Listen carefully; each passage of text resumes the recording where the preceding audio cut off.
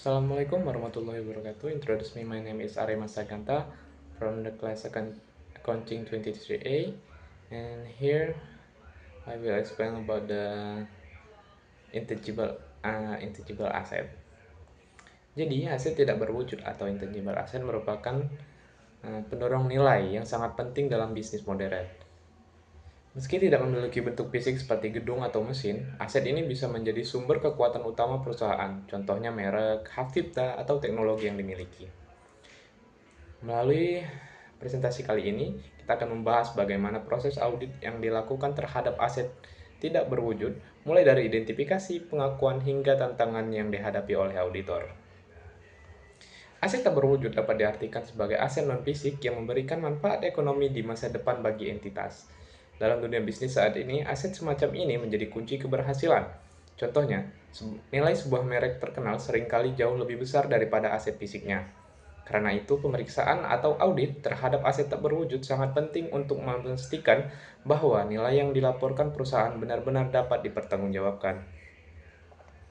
Nah, di sini ada proses identifikasi dan pengakuan aset tak berwujud mengaku pada standar akuntansi seperti PSAK 19 atau IAS 38. Auditor juga perlu memastikan bahwa aset memenuhi 3 kriteria utama, yaitu kriteria pertama, adanya kemungkinan manfaat ekonomi di masa depan.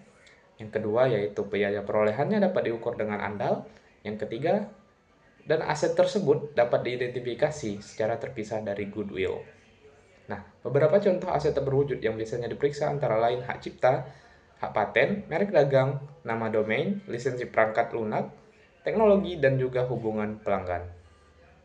Nah, semua elemen ini, meski tak berwujud secara fisiknya, punya nilai ekonomi yang nyata bagi perusahaan.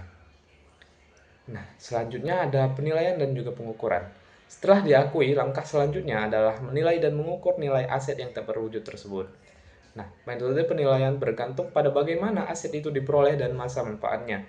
Untuk pengukuran awal, aset yang diperoleh secara terpisah biasanya diukur berdasarkan biaya perolehan. Sementara aset yang dihasilkan secara internal, kecuali beberapa kasus tertentu, tidak diakui sebagai aset, melainkan langsung dibebankan sebagai biaya. Jika aset memiliki masa manfaat terbatas, maka dilakukan amortisasi secara sistematis selama periode manfaatnya. Nah, di sini auditor perlu memeriksa apakah masa manfaat dan metode amortisasi yang digunakan sudah tepat. Selain itu, uji penurunan nilai implement test untuk memastikan nilai aset yang melebihi manfaat ekonominya, terutama bagi aset yang tidak memiliki masa manfaat terbatas seperti goodwill dan merek besar. Selanjutnya yaitu tantangan dan juga studi kasus. Nah, pemeriksaan aset berwujud bukanlah hal yang mudah. Tantangan utama terletak pada sifatnya yang tidak berwujud dan juga penuh subjektivitas dalam menentukan nilai.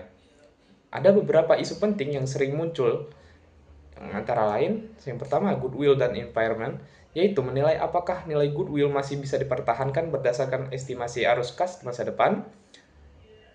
Yang kedua yaitu kepemilikan hukum. Nah, auditor juga harus memastikan hak atas paten, lisensi, atau merek dagang dimiliki secara sah. Selanjutnya yaitu pengembangan internal. Nah, di sini di mana auditor harus bisa membedakan antara biaya riset atau yang dibebankan secara langsung dan juga biaya pengembangan atau yang bisa dikapitalisasi. Intinya, keandalan pengukuran menjadi faktor kunci dalam pemeriksaan aset tak berwujud. Di sini juga auditor perlu bersikap skeptis dan menguji setiap asumsi yang dibuat oleh manajemen agar laporan keuangan tetap kredibel. Mungkin sekian yang dapat saya sampaikan. Saya akhiri. Wassalamualaikum warahmatullahi wabarakatuh.